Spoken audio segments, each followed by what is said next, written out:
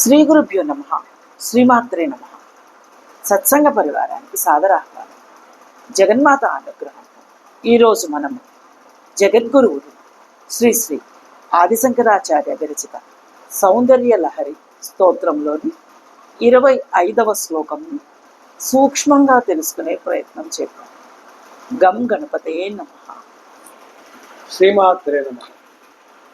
త్రయాణాం దేవానాం త్రిగుణ జనితానాం తవ శివే భవేత్ పూజా పూజా తవ చరణయోర్యా విరచిత తదా హి త్వత్పాదోద్వహన మణిపీఠస్య నికటే సదా హ్యేతే శశ్వ ముకుళితకరోత్తం సమకుటాః.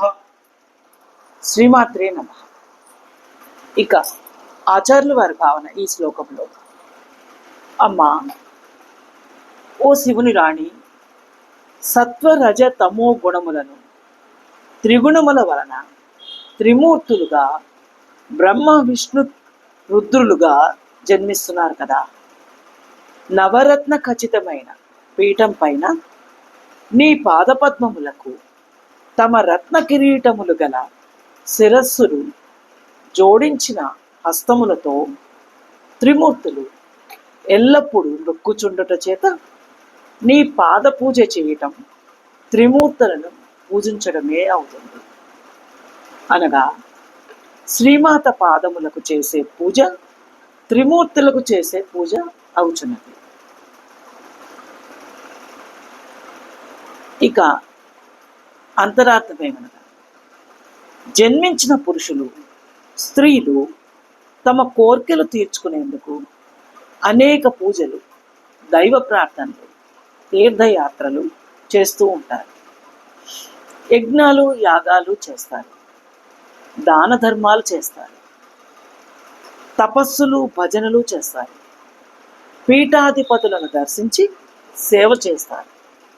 కొందరు మానవ సేవే మాధవ సేవే అని భావిస్తూ సమాజ సేవ కూడా చేస్తారు. కొందరు జగన్మాత పాద పూజ ఎల్లప్పుడూ చేస్తూనే ఉంటారు. కానీ వీరందరూ సుఖ దుఃఖాలు పొందుతూనే ఉంటారు. జగన్మాత కటాక్షం పొందిన వాళ్ళు మాత్రం